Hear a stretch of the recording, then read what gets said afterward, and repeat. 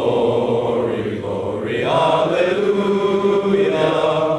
Glory, glory, alleluia. Glory, glory, alleluia.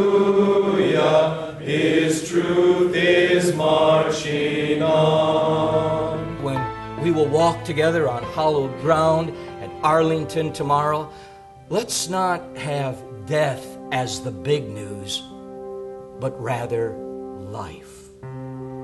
Life. When we see those crosses, when we see those memorials, whether it's here or even on our own land, when we see those hands over our hearts and those crisp salutes rendered to Old Glory, yes, even with the playing of taps, the Lord enables us, you and me, to see how personal His sacrifice was for us, as well as our fellow man, so that we too can have dreams and goals, to have that passion, that desire, that heart, as I heard some of you senators speak yesterday and express. Yes, to be leaders, faithful and dedicated leaders in America with industry and education, as well as government, military, even in the house and home. Later on, to be fathers and to be husbands, to be role models. So having come full circle, my friends, I'll ask you again, what about you? What about you? What will be that big news in your life after this week? A week that shapes a lifetime. It's going to be personal, isn't it?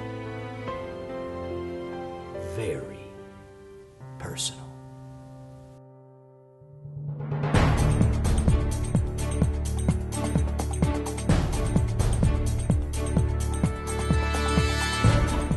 The individual percent cuts from each city shall be determined by Congress.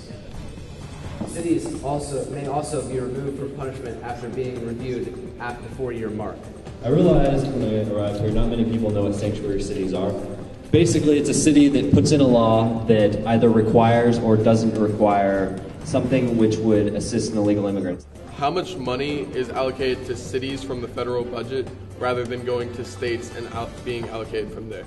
You had said that their funding would be cut based on their status as a sanctuary city. Could you clarify how that status is determined? You named off many of these larger cities that are top terrorist hits, and they actually do get funding from the federal government. My question is, though, how many of those cities are actually sanctuary cities? Because I don't believe many large cities actually are, especially...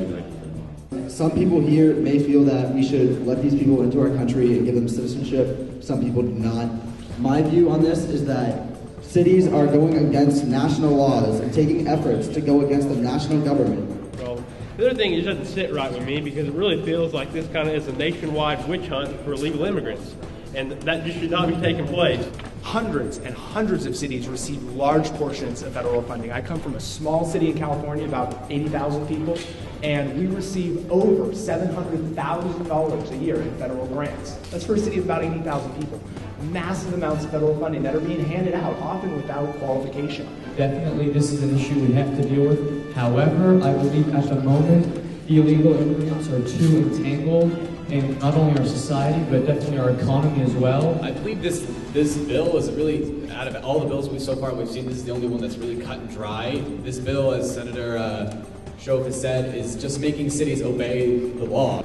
I just have a few problems. I'm going to have to run contrary to Mr. Livero in saying that this bill is the furthest thing from cut and dry.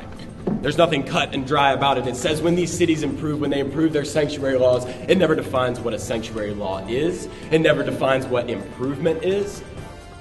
All in favor of passing Senate Bill number 23, please say aye. Aye! Guys, don't yell. All opposed, please say nay. Nay! The nays have it. The bill does not pass.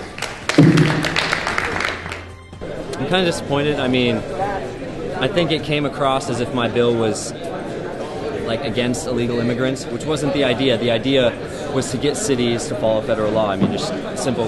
It really was kind of cut and dried, and I think it was kind of blown out of proportion, which is unfortunate. I still think it's a good idea, and I think it's something we need to look into.